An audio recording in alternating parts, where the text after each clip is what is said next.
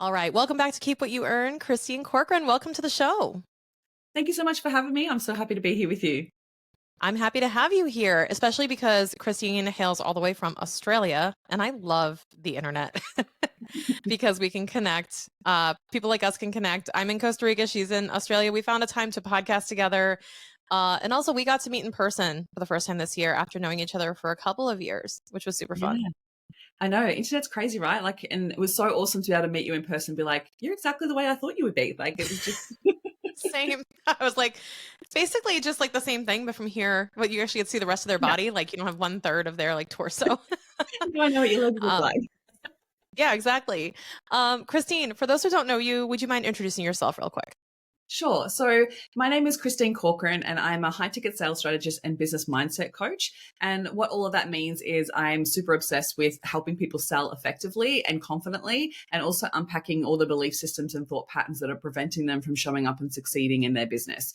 So I worked in corporate sales for a really long time, and one of the key missing pieces back then was mindset. So we were taught how to teach strategy and help business owners implement strategy. And what was the biggest missing piece was the fact that so many business owners that I would work with, some would take the strategy and run with it and be really successful. And then other business owners would do nothing. And I'd see them a month later and nothing has changed. And I was like, what's going on? And I thought it was me to begin with, to be honest. I thought it was my way of presenting what we were talking about.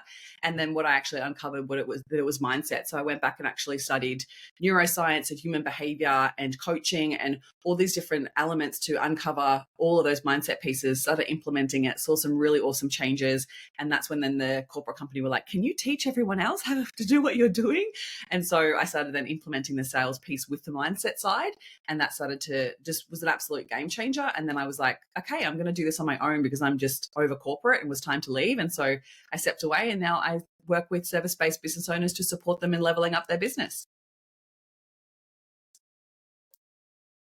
I love it. And I think most people underappreciate the science that is selling because most people think that, I mean, it's an art and a science, depending on how you look at it. But most people misunderstand selling because they think people are just naturally good at it. And I really do believe that it is kind of like dancing, where maybe some people have rhythm, but it does take a shit ton of rehearsal to get Yeah. it really, really right.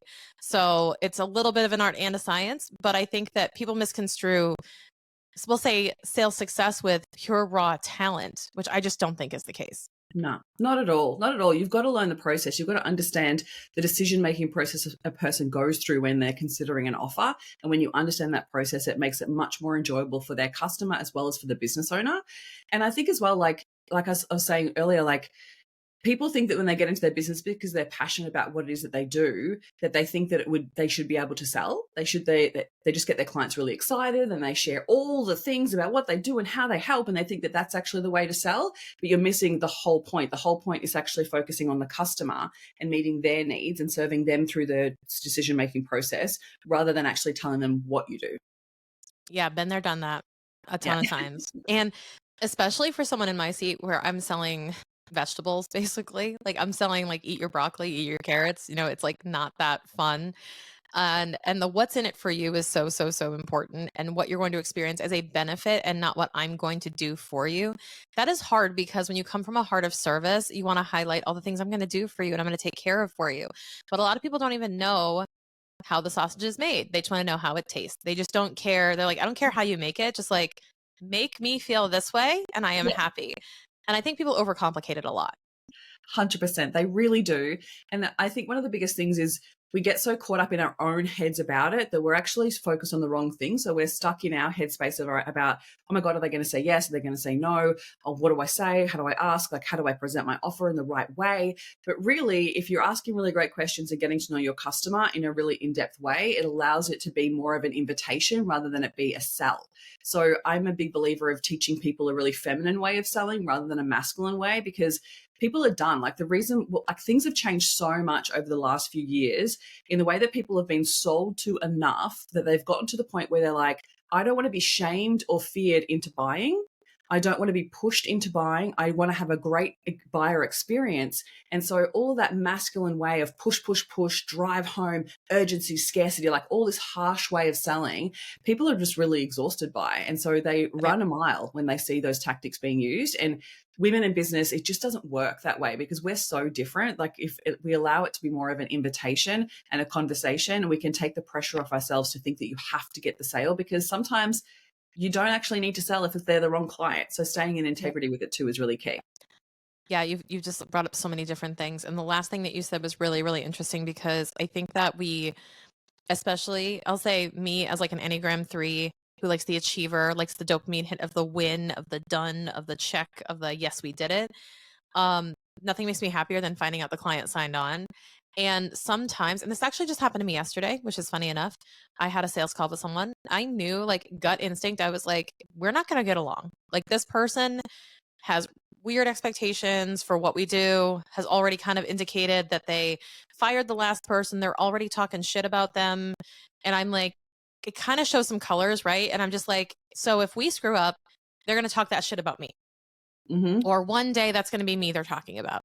And that's kind of a sign that I have in our sales calls to be like, if they're really going in on complaining about the former thing, it's kind of like a job interview. I'm going, well, we're the next thing that you're going to complain about. And I don't like how you're talking about them and how open you are about sharing that. Yeah. So these little signs along the way we're pointing at, you actually don't want this client. And I still propose, I'm like, well, okay, here's our offer. If you'd like to book a second call, we can do that. They booked it. And then in between, I said, you know what? It's not even worth my time. And I said, you know what? I'm sorry, but I don't think we're going to be able to meet your expectations. And don't want you to waste your time. So, we're going to decline working with you. Totally fine. There was no response. It was fine.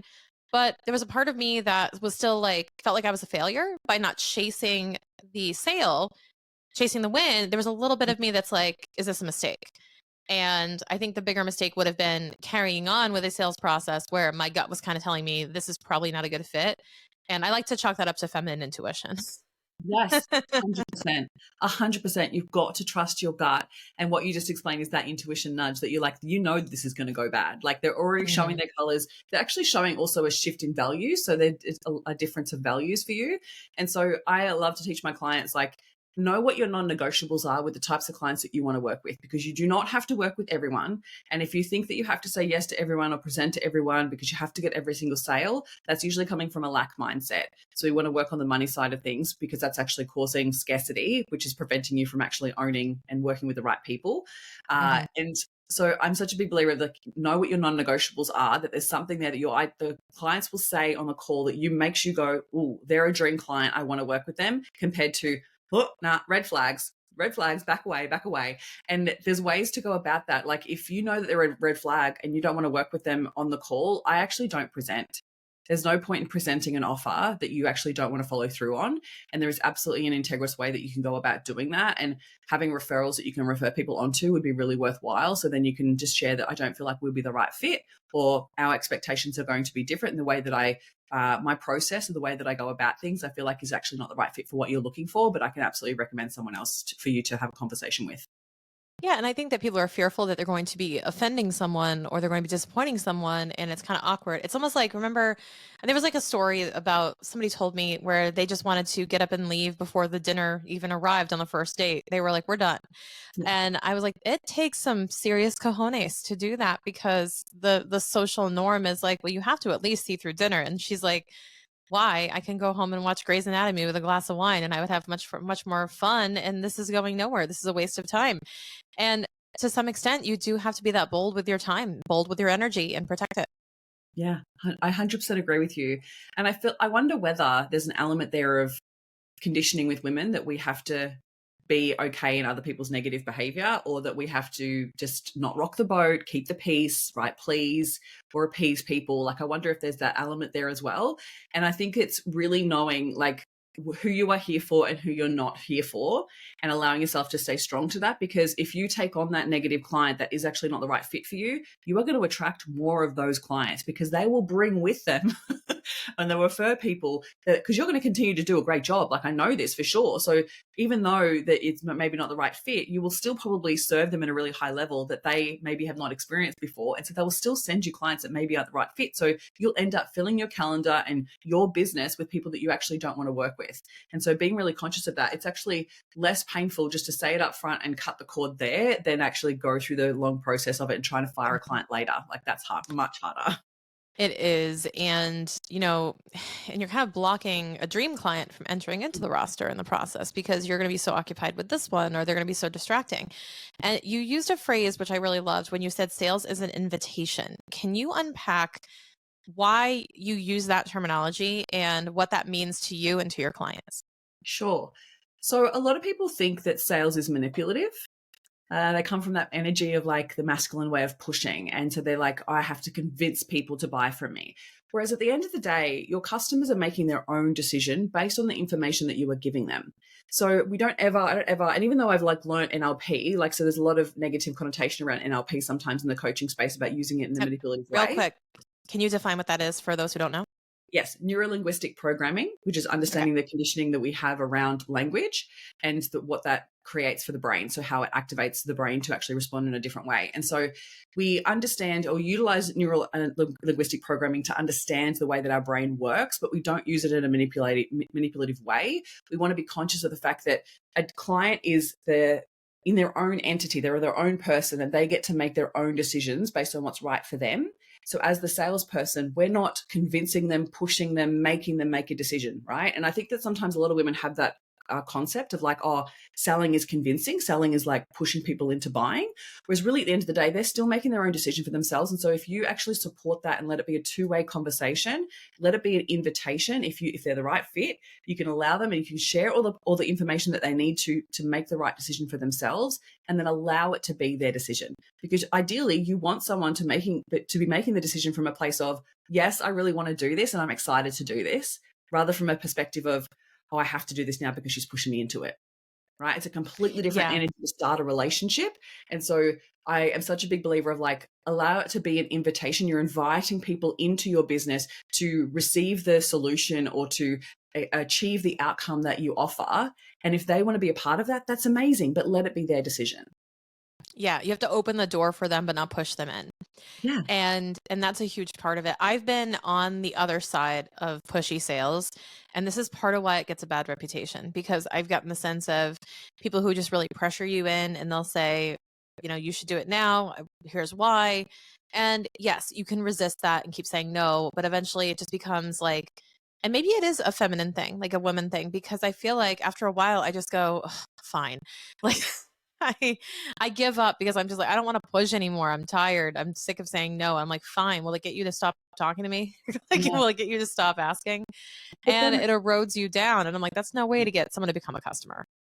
right. And then that's not an enjoyable place for you to start as a customer Right. either. Like, you're not going to forget that. That's not a No. nice way to experience it. And I think that then where another way to flip that would be is if they actually had flipped that and gone, instead of telling and asking, and that's where I think about it from an invitation, everything should be permission based. Everything should be asking to see if they're ready for the next stage. Right. So rather than Mm, saying like, this is the right time for you, push, push, push, masculine energy, would it be like, hey, Shannon, why is now the right time for you? So then you can mm, actually come back and decide for yourself whether it is the right time for you. Because whenever I ask that question, clients are like, oh, it's the right time for me because I'm really frustrated with my inconsistent income. I know it's time to make a change. I'm ready to make this move. Like, I'm ready to, do the work. I've got the space to do that. Or there's sometimes the opposite where they're like, actually, I don't know if I can invest my time and energy in this work right now. Maybe I'll do it in a few months' time because I need to just get this finished. And then you could be like, great, amazing. Well, let's chat in a month or two. Let's put something on the calendar so we can touch base again in a couple of months, and we'll then see if it's the right time. It's a much more enjoyable experience for the customer and for the seller rather than pushing from that place. So you've just got to learn to ask much better questions to support the decision-making process. perfect. And one of the things that you mentioned at the top of the episode was that you said that you do high ticket sales. Now, for Mm. those who don't know what is considered high ticket, I'm assuming high price. What does that include? And what makes that uniquely challenging for your clients? Such a great question. And I love speaking about this because I think everyone has a different concept of high ticket. And Hmm. so, high ticket, I look at high ticket, high value. Yes, high price, high value. But the price point is going to be different depending on the ideal client. So I look at anything basically over $1,000 is actually high ticket. The reason why I look at it from that perspective, now that could be different depending on your ideal client, depending on how much money they naturally just throw away or spend on a regular basis. So Right. if your ideal client is spending on groceries and everyday items over $1,000 a month, like around $1,000 a month, then that under that is like throwaway money. It just becomes a not natural thing for them to feel comfortable spending that amount of money. But when it's above that amount, so $1,000, 2,000, 3,000, a client is going to take a pause to actually ask themselves, is this valuable for me? Do I really want to invest my money here? And so the decision making process changes. So that's where low ticket to high ticket is a different sales process, because when we're focusing on high ticket and when you have a really high value service that delivers amazing results and serves a client at a really high level, they're going to take a pause to and ask different questions that we need to support them through in order for them to make the right decision for them. Yeah. And I've actually been on the other end of, well, I purchased a business coaching program way back when for $3,000. And back then, $3,000 was like, it felt like the piggy bank was being broken after years. And it was like, it was meaningful money to me at the time. And that's what you're really saying is like when the barrier is high of like, wait a second, I don't spend this type of money every day. I don't swipe my credit card for this amount of money on a very frequent basis at one time. So I need to pause and make a decision here on if I want to deviate from my typical behavior spending wise and to do this. And Yeah. for me, $3,000 at the time was like, holy cow money. It was just like, whoa, that is basically what I have in my operating account on a monthly basis, like that I use, and like it's all of my spending. And for me, that was a big amount of money to invest in something where I was taking a chance on something, where I wasn't sure if I was going to get an ROI, where I wasn't sure what the outcome was going to be. And I had to kind of take a leap of faith. And I think that also when you're talking about high ticket, well, it doesn't define high ticket, but I think what goes along with high ticket most of the time is the higher the ticket, the more typically conceptual the value becomes in terms of aspirational or in terms of how long it's going to take or in terms of the journey from A to B, the distance is longer or larger or bigger. And it requires a certain degree of a leap of faith, which also is what makes it harder to sell. Would you agree? Yes, to a certain extent. But again, Hmm. everyone's looking for certainty. So it's about how you communicate the certainty to help Right. support that part. Because yes, there's always going to be a risk element to it. And I think it's as well, like you just described, the questions that you had, right? You were like, is this really going to be valuable for me? Should I do it right now? Is it like what's the timeline? When am I going to get the ROI? Like all of those questions came to your Yep. mind because it was a big decision. And so a lot of the time when people sell, they go from the purpose of like, they get to know the client and the client goes, oh, I might be interested in that. And then we go straight to, cool, here's my offer. Here's all the information. You should totally work with me. And they miss that big piece in the middle that is actually uncovering all of those questions and communicating the value in a really effective way that allows the client to be like, actually, this is exactly what I need and I need this now. So let's do this.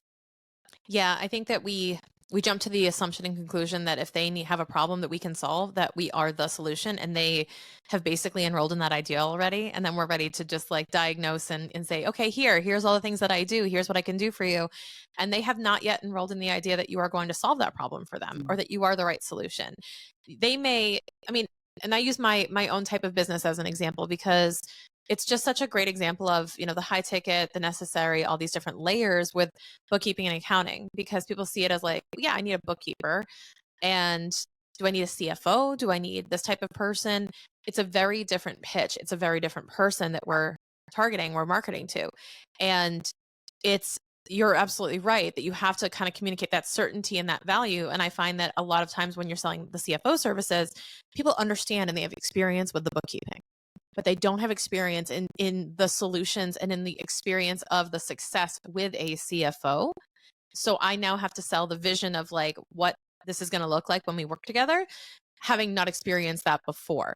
So it's really hard that makes it harder to articulate. It's definitely a welcome challenge, but I'll say this is something that I'm really working on. is trying to paint the picture of what it's going to like to work with, what it's going to be like to work with me, when neither of us know what's really going to happen. Yeah. And so sometimes there, what you just talked about, sometimes it's actually selling the cost of inaction rather than ROI. Because Yeah. sometimes you actually can't guarantee or be certain of the ROI because of the so many different variables in the place for the business. So then you want to go, well, okay, so if we don't put this in place, and if we don't look at this from a perspective of from what I'm going to support you with, then how are you going to get to where you want to go, right? So it's allowing Yeah. yourself to actually go, well, what's the cost of inaction by not taking this step now? And so it's understanding the core values of your service and your offer, because if you're not really sure on the level of value that is what it is that you deliver, and this is not the inclusions, right? Like, I just want to point that Right. out. A lot of people go, oh, the value is what I give them. It's actually got nothing to do with that at all. Right? It's got to do with the client's needs, the problem that they're experiencing, how painful that problem is, or how that is impacting other parts of their business. And then we've got to communicate value based on their needs through using universal language. So we need to make sure that we're tapping into how it's either saving them money or making them money, how it is helping them either reduce effort or give them energy, or it is saving them time or speeding time up. Right. So if that's the universal language with the world, right? So it's the way that people look at value. So if we can actually think about how we allow them to go, okay, how does our service or offering speak to those three things? Now, it may not be all three, time, money, and effort, but it may be one or two, and you want to speak to those. But again, you've got to uncover it for your customer, because it's going to be very individual to them. So if you take the time to actually get to know them, and that way you also know the objections as well, so then you can actually help them overcome those objections in the process. And that's what I mean by knowing the process. A lot of the time people just go straight from building connection, selling, or presenting an offer. Whereas sales is actually like uncovering the pieces of making sure that they're the right fit for your offer before you present an offer, and be sure that they actually want what you have to sell. And another thing that you just described there is that the customer is actually unaware of the solution. So they don't know that that solution exists, because they're actually sometimes even unaware of the problem. So it Yeah. needs a bit more education in the marketing process before we then go to the conversion piece. Yeah, it's way more it's way more involved than one would think, especially when people are not problem aware. That makes it way harder. It's Mm. a lot easier when like the jeans don't fit for a personal trainer to sell. You know what I mean? Where it's like, hey, I can help you with that problem. But when maybe they don't experience the symptoms yet, maybe if they're not experiencing those symptoms, on a surface level, they may not realize that they need the vitamin versus the pain pill, as always, right? They're not really sure what the problem is just yet or what it's going to become. And that makes it a little more challenging. But to the point you brought up about selling the cost of inaction, what I want you to do is distinguish between the strategy of selling the cost of inaction with the masculine sales approach. Because what I find is a lot of the masculine sales approaches incorporate fear or incorporate the cost of inaction, perhaps maybe on a more extrapolated level. But so talk to me about how you infuse that while maintaining a feminine approach. Okay. So the masculine way to go about it would be push, push, push, blame, judge, fear, shame. So basically like tearing people down of like, if you don't do this, it's actually your problem. Like, it's actually making them feel really bad about who they are as a person, as a business owner, as, an individual that doesn't know what the hell they're doing. Like, it's actually really horrible. And I've seen this actually done from stage, and it is horrendous. And I remember being in this room with this guy who was selling, I won't even say because you probably know who I'm talking about. And so it was so harsh in the way that it was literally like tearing people down instead of building them up. Right. So what we do from a feminine point of view is we, one, ask questions to determine whether the problem they're experiencing, or if they're aware of the problem they're experiencing and how it's impacting other areas of their business or life. We're uncovering if they really truly want the outcome that we can deliver and the future of that. So the long-term impact of it. And then we start to paint the picture of what that looks like. So we build them up in the process instead of tearing them down. Does that make sense? So you're That asking them, does. like, if this is something that you truly want, how would that feel for you? So if I was able to give you a step-by-step process and build in the strategy for you, so then it feels super comfortable for you to sell authentically and confidently, how would that feel for you? How would that impact the way that you showed up and promoted your business? How would that impact your ability to feel about who you are as a business owner? So we're building them up in the process, so they're speaking to the desire rather than to the problem so much. So over the years, I think people have gotten almost like, especially with a lot of fear language that happened over COVID, I think we're like our adrenals are really burnt out, and we're to the point where like we're done with that type of language. And so people are like, you still need to speak to the problem. So then people identify with the problem they're experiencing and the symptoms that are showing up for them in their business, or their lives. But then we want to then just quickly then move to desire. So then they're like, Yeah. I really want this, because you want people to buy from a place of wanting rather than from a place of shame. And it just changes the whole dynamic for the relationship too.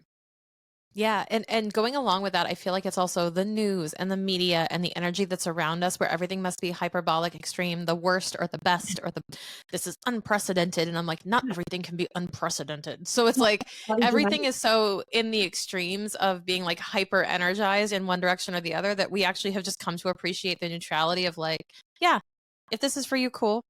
Yeah. Like having that calm energy, which is actually quite refreshing in a way. Mm.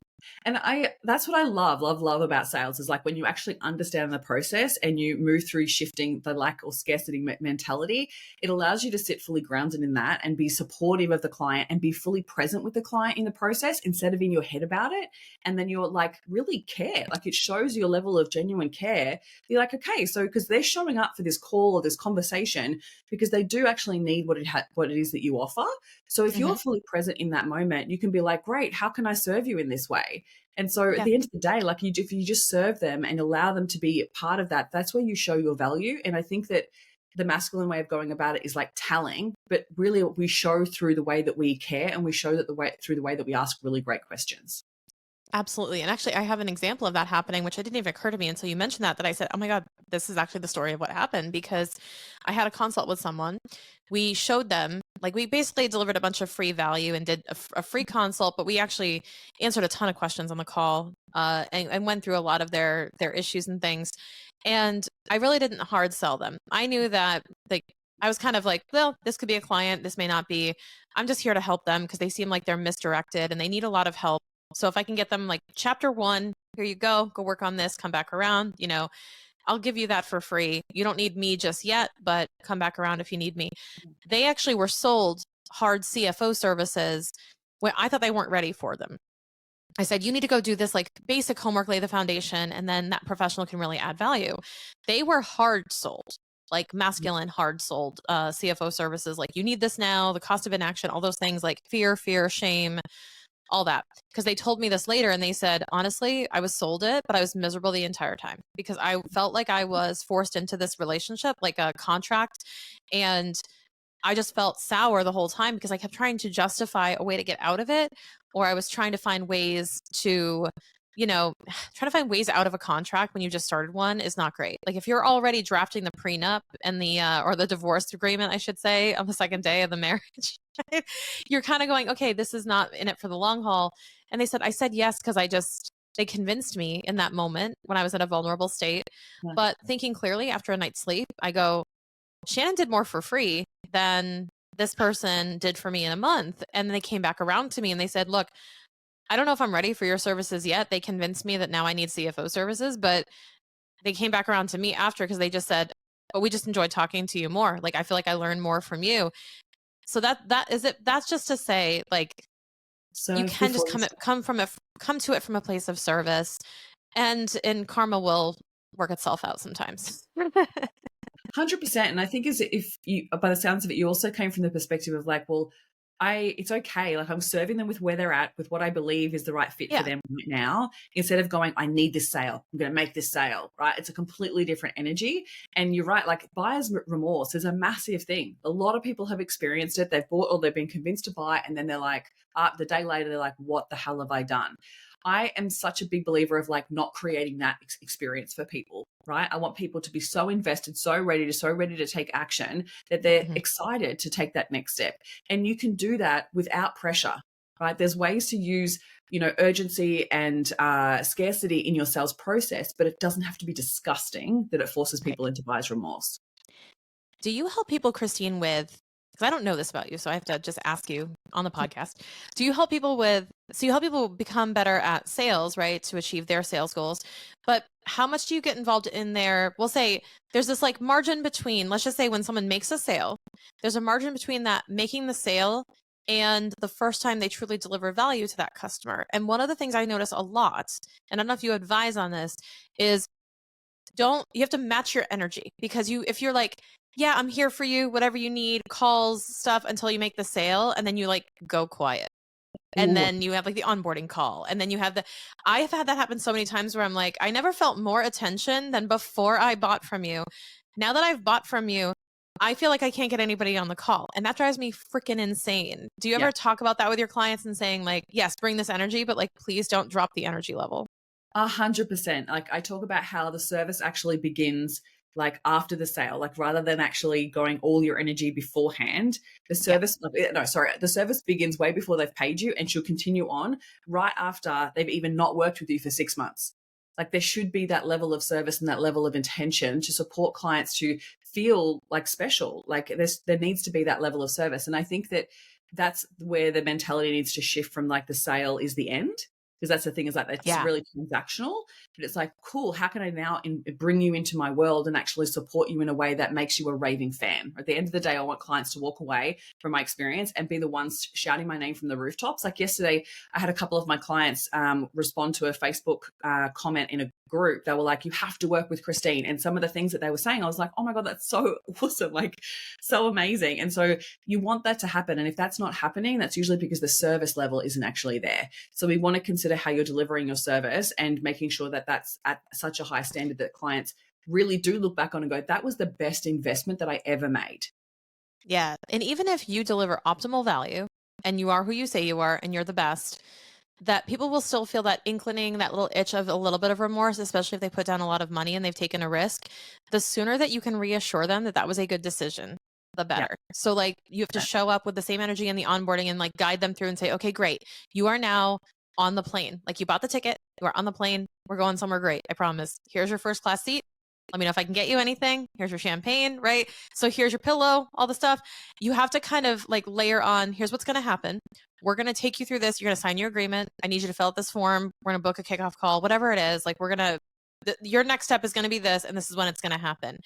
I don't personally, as a buyer myself as well, I am never more uncertain than like the couple hours after I hit buy now. I'm Yeah. like, now And what? What's going to happen? that's also where you can be the most excited and the most invested. So at those points, you also want to serve the client there because they actually are really ready. They're like, oh my God, I've put the money down. Let's do this. And so if They you just can made the jump. at that point, no matter what it is that you serve, in the way that you serve, whatever you sell, like if you can think about how that first like honeymoon period is really high level, so it supports them to make them like blows their mind. So I remember doing this with a client that joined one of my masterminds, and she came to a workshop of mine, and at the day she was like, I'm in, like whatever, like I don't care how much, like tell me which one I should go, and I'm in. And so then she bought in, and then the next week when we started like the onboarding process, she came to the first call and she was like, I was not expecting this. Like, this blows my mind. I thought we would just get on a few calls and have a great chat. She was like, this level of service, the way that you've onboarded me, she's like, whatever you've done, like, I need to replicate this because this is amazing. But also the Yeah. level of support. And she was like, even just with everything that she has access to within the portal, like, I think about everything the client needs. And I've created something in the back end of my portal to actually have access to so much that she was like, I was not expecting this. And so I love that, like, I think it was who said this. I can't remember who the author was, but it was a book that I read, and it was like that surprise and delight element of like, sell them what they want, give them what they need, but then surprise them and delight them as you go, and it just changes the client experience every single step of the way. 100%. And I've just really subscribed to all of the philosophies that are laid out in Unreasonable Hospitality to really infuse a lot of that into your experience too. And that's a whole nother episode and a half. But uh, here's what I love is that a lot of people just get into sales and they think sales is like, okay, I'm going to Google all the sales hacks and like the acronyms of what I need to do and like what a sales agenda is. And people will use different frameworks, different strategies. And it's more than just a script or a strategy. I just want you to unpack that for our listeners. Like, where do the strategies fit in and where do they intersect with the mindset piece? Oh, good question. So The strategy is like the beforehand, right? So there's the strategy, the process, and the mindset piece that builds into every single part of it. So your strategy is like, how do I support my client through the decision-making process to get them into the state of like, I'm super interested in what it is that you have to offer, to then take them through the process, right? The strategy is like the bringing people into and converting them to that next stage of the business. Then your process is actually guide them through the decision-making process when they're ready to buy, right? The mindset, oh my goodness, like it is literally part of everything. Your sales mindset and your money mindset. So your sales mindset is how you approach sales, what you think about sales, because if you're coming from a place of like sales is sleazy, sales is pushy, then that energy is going to come through in the way that you sell. So we want to adjust the way that we think about sales to begin with. It's service, it's an invitation, it's just a conversation. So release a little bit of that pressure on yourself that you have to sell, and focus on serving the client. And that way you're more likely to approach it from a place of being present with the client in the process to support them to make that decision.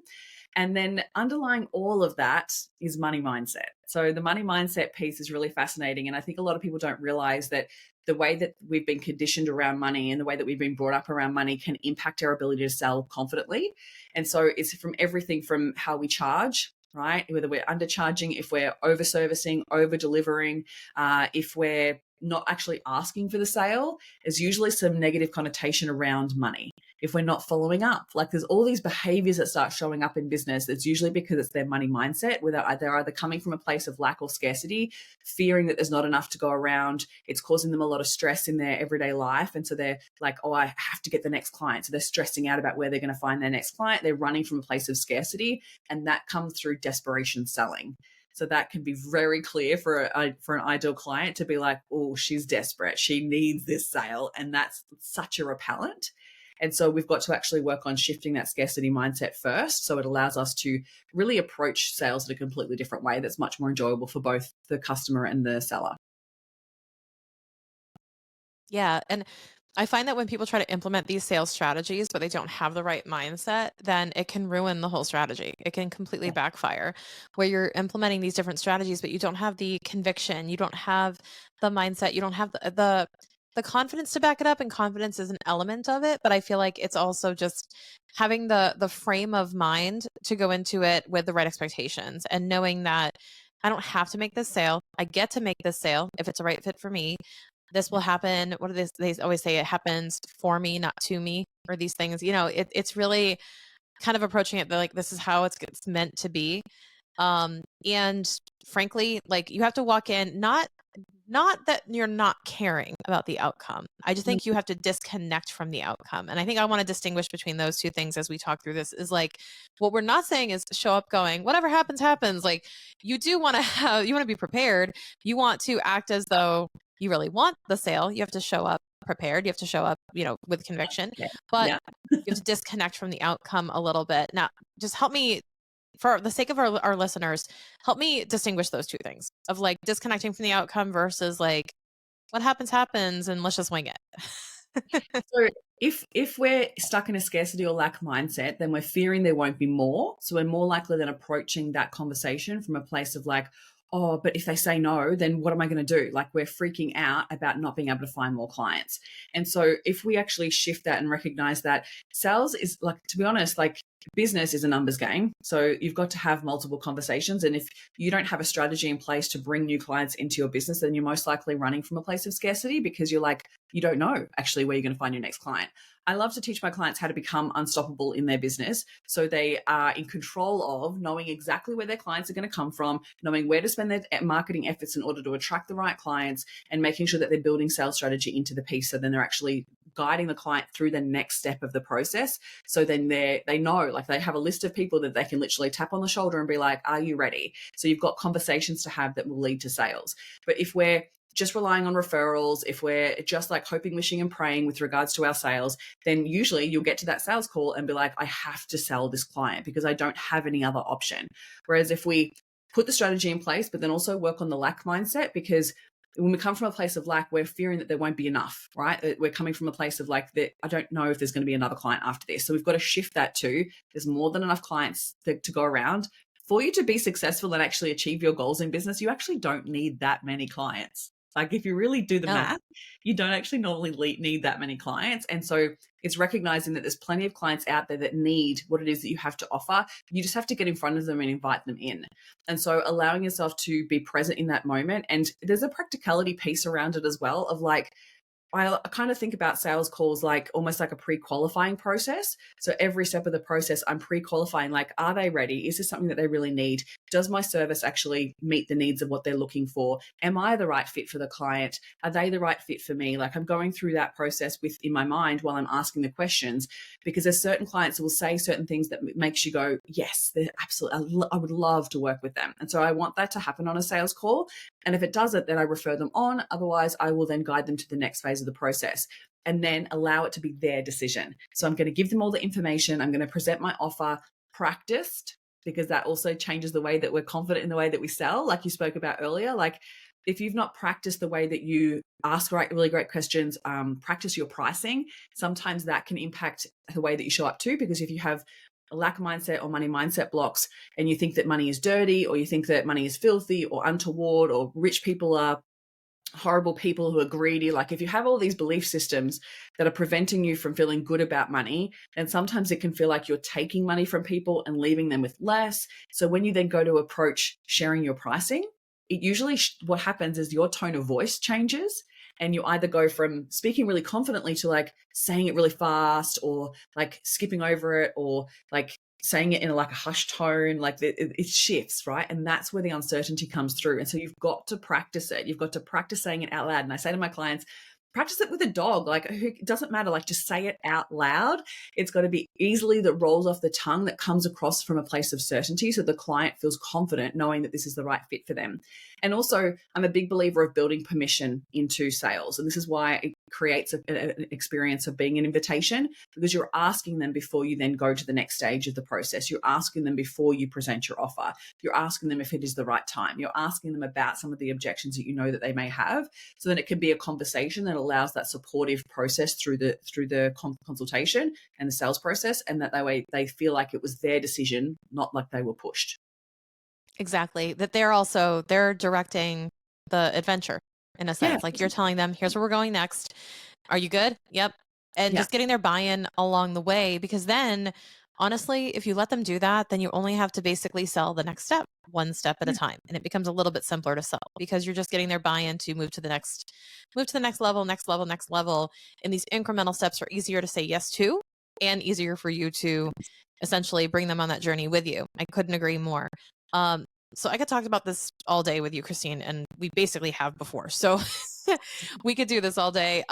For those who want to learn more about you and working with you, where's the best place for them to go? So I hang out most on Instagram, but I am across all platforms. So you'll find me at Christine Corcoran _coach, or my website is myname.com.au for Australia. And if you want to learn more about sales, this is my Unstoppable Sales program. So I run a program every 3 months for helping you build out your personalized strategy, one-on-one coaching, masterminding, and actually uncovering the sales process and implementing an authentic sales process and working on your money mindset all together. So it's an awesome program. And so if this has resonated with you, then you can definitely check that out. Or if you just want to get started and dip your toe in authentic selling, then I actually have a little freebie that you can download. I'll share the link with Shannon, and it is a script. So the little templates and scripts on how to sell in the DMs. And so if you feel like you want to practice a new way of selling and make it feel much better for you to be able, and it's not cold DMing, it's only warm DMing. But if you're wanting to know how to take clients who are slightly interested into supporting them through the sales process, then you can start there. I'll share the little download, and it's complimentary. Amazing. We'll make sure to put that link in the show notes too. And Christine, just to clarify, are you working with people in Aussie, all over the world, Everywhere. who everywhere? Yeah, Awesome. everywhere. So no matter where you're listening from, you can definitely enjoy all of Christine's content, and you can enjoy that freebie that we're going to drop in the show notes and learn more about working with her. Christine, thank you so much for joining me today. I really appreciate it. Thank you so much for having me and for asking such great questions. Thank you.